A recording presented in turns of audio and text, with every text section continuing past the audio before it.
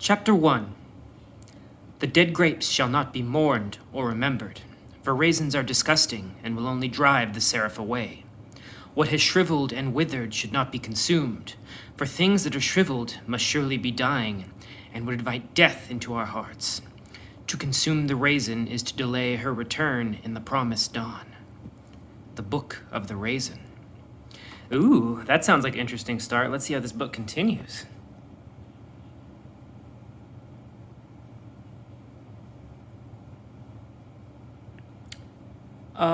No. D and F.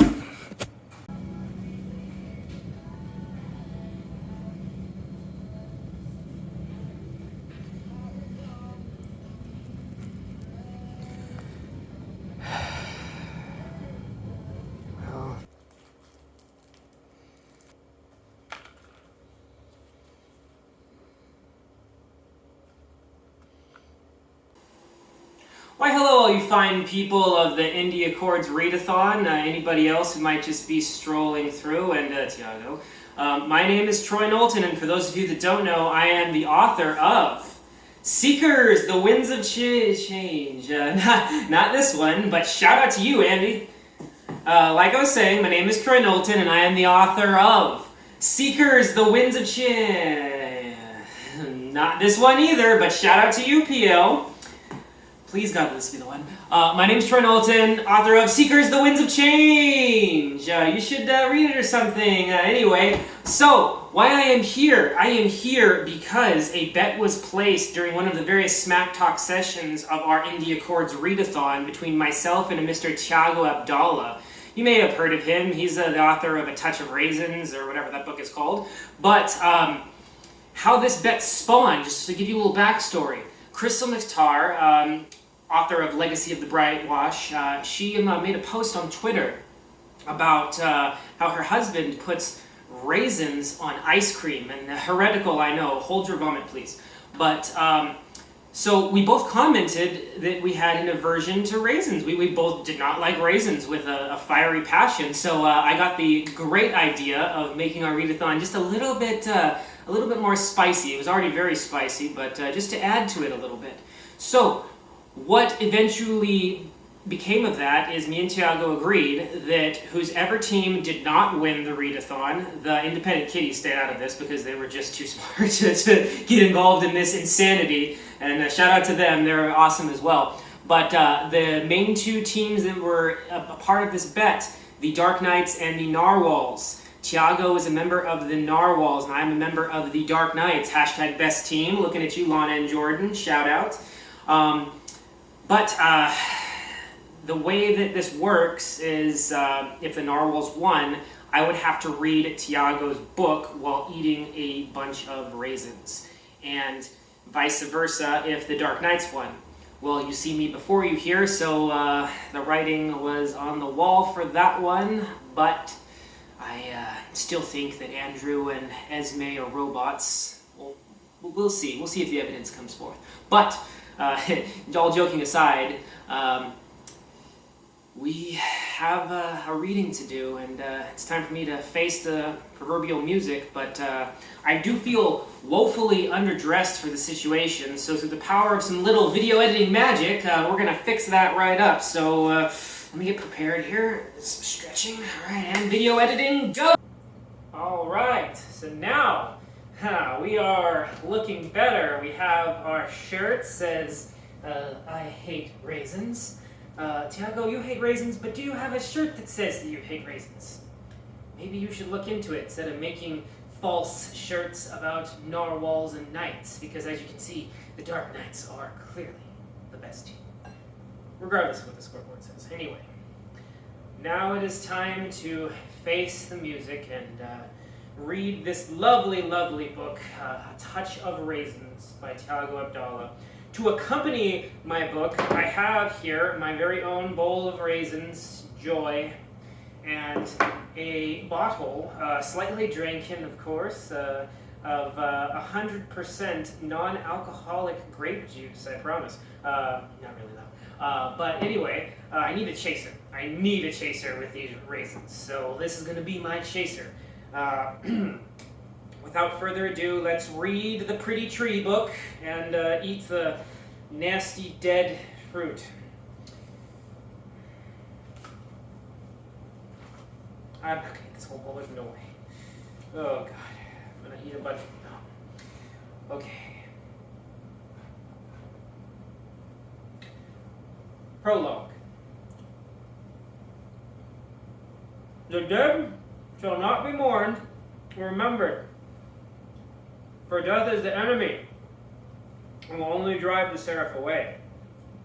To keep death in our hearts is to delay her return in the promised dawn.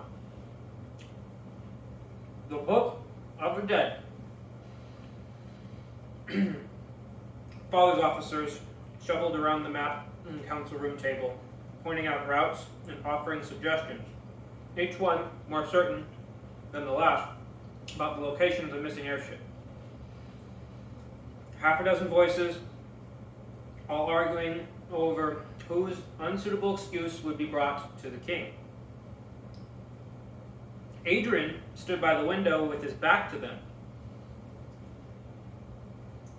Gaze set on the palace grounds, mine set on his brother. Jovu would have had theories of his own, no doubt, and the officers would likely have followed them. It should have been him standing in the room instead of Adrian. Should have been you, Tiago, eating these raisins. Father would certainly say so, but everything had changed when Jovu died, and Adrian was all that was left. None mentioned the dead prince, of course. They never risked falling out of the church's grace by speaking of the dead. But that didn't stop the question in Adrian's mind. Why had Father sent Jovu into the clan lands in the first place? Why had the pontiff not preserved Jovu's body to be brought back in the promised dawn? Okay.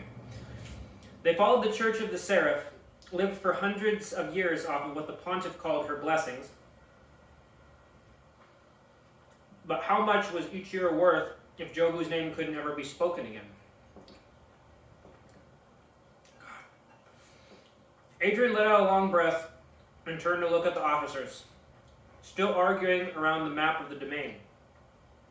He never even believed in the blessings, and he was sure the years came from the power of his family's blood, not some misguided notion that the seraph found them worthy. Yet Father seemed to have a different opinion, and it was strong enough to sacrifice the memory of his eldest son. Okay, I need a chaser. Oh. Didn't even really help. He left the men to argue in the room and paced down the corridor until he reached the open doors of the reflection hall. Mira sat on a low stone bench in the center of a rectangular chamber, head bowed, hands on her lap, while priests tended to scriptures and images of griffin riders. And there's the griffins! Images of griffin riders carved into the walls. They brushed off motes of dust that drifted into the rays of sunlight streaming in from the openings above.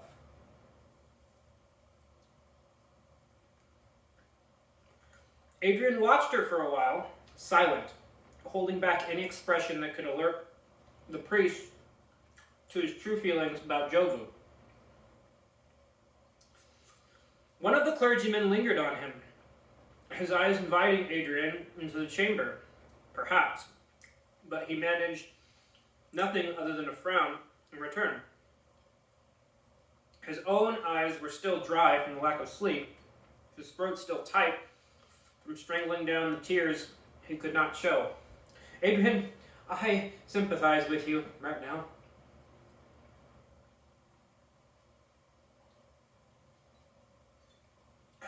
I'll get through one more page. One more page and then I'm done. He shifted his feet and the clinking of his sword caught Mira's attention. She rose and walked toward him with a solemn aspect of her own, while Adrian forced a steady gaze into his eyes and a weak smile onto his lips, while I forced raisins between my lips. His best attempt at masking the ache tearing at his chest. Once again, sympathize with you, Adrian. She stepped into the corridor and tilted her head while pulling him away from the side of the priest. I guess, should I do dialogue? I think I'll try my best woman voice for dialogue, my best Mira voice. You don't have to put on that face with me, she said in a gentle voice. Adrian's mouth twisted, and he closed his eyes, trying to keep back the pain that was seeping through. She stepped up and kissed him lightly on the lips. I'll always be here for you, she said. Then gave him a smile, much warmer than his own. It was veiled by the waves of her auburn hair, but touched her leaf green eyes, and was as soft as the lines of her face. He held her gaze for a while, hoping he could forget all of it, wake up from whatever madness had fallen upon them. He shouldn't have been gone. Or he shouldn't have gone, Adrian said. You shouldn't dwell on this, Adrian. We should look ahead. He attacked the clans, Mira. Adrian started moving down the hallway, struggling to keep his voice down, as I struggle to keep these raisins down, and she followed. Jovu had been the leader of the Athonian armies for over 100 years. He never attacked the clans. Not even the pontiff would have ordered it. Wasn't he expanding the domain? Adrian shook his head. No, I heard things after he left. One of Father's generals grumbling to his captains about being left behind. Jovu was looking for something. Something my father trusted no one else to look for. In the clanlands? I'm sorry, I lost my voice. In the clanlands? What could have been so important outside of the domain? I'm not sure. But he was willing to sacrifice Jovu for whatever it was he was after. The dialogue's so hard eating raisins. Mira frowned like I had been frowning. You shouldn't think like that. You'll need your father to get through this. And he'll turn to you now. Maybe you can ask him about it. I'm realizing that as I'm reading this, I'm like my second grade self reading when I have raisins in my mouth. So that's kind of interesting. A little time travel back to second grade when reading was slow. Painfully slow. Anyway. I doubt he'd trust me. I'll never be Jovu. You can be better. Adrian scoffed, eyes trained on the corridor ahead. I love you, but not even you believe that. Okay. That's it. I took down a bunch of these raisins, so I feel like I have fulfilled my end of the bargain, Tiago. I almost don't wish this on you next year, but I think we should run it back next year. Because, yeah, this is bad. I'm going to have to take a sip of this in a second. So, if you hadn't already surmised, this is actually not a Touch of Raisins, but the fantabulous Touch of Light by Tiago Abdallah. Get the hardcover, it is so beautiful. If you can afford it, it is beautiful. I took the dust jacket off because I did not want to ruin it, but excellent quality. What a wonderful book. All joking aside, as I drop it. Sorry, Tiago, set it down there. Careful. But it's a wonderful book. Chago's a wonderful guy, even though we have our little banter. Everybody in the India Chords, you've all been so great. This has been such a fun experience. I didn't have any strong feelings about it, as you can tell, but I really enjoyed my time here, and I just wanted to say thank you to everyone who was a part of it, and I'm really, really excited that that Discord is going to be open as like a kind of indie community to talk about books. I'm really happy to be on there, and thank all of you guys. I want to say a special shout out to Kay from Kay's Hidden Shelf for initially putting me onto the India Chords and inviting me. Like, thank you so much, Kay. I don't know where I would be without that. I mean, this is just an amazing, amazing experience. It kind of helped me through my book launch, which was the 14th, right in the middle of this readathon, and you guys were just so gracious to do that giveaway for me, Jordan and Lon. I really appreciate that, and I'm looking forward to having many more wonderful talks and any other readathons that are going to sprout from this. Count me in. As far as that goes, I think that is it. I'm done with my punishment. Thank God. Thank the Seraph. Thank the mountain demon thing. I forget her name, but God, I'm feel horrible. I'm horrible with names, by the way. It'll escape me later. Whatever the Ronar pray to. Yes. So yes, pick up this book. Pick up these other two books. Legend of Blackjack that I mentioned earlier by A.R. Witham. Andy's a really awesome guy. Definitely pick up his book. I read it as part of the readathon. Actually, I haven't read it yet, but I do want to read it. As soon as I'm done with my readathon books, I am going to crack into that one. And then P.L. Stewart, author of A Drowned Kingdom. He was one of the books that I read for the readathon. Really high recommend if you like kind of that Atlantean-style fantasy. It was really, really good. So yes, you will be up next on my list here. So shout out to all those wonderful people. All the other wonderful authors and readers, bloggers, booktubers, all of you guys on the India Chords, you guys are all awesome. Thank you, and take care, everybody. Signing off.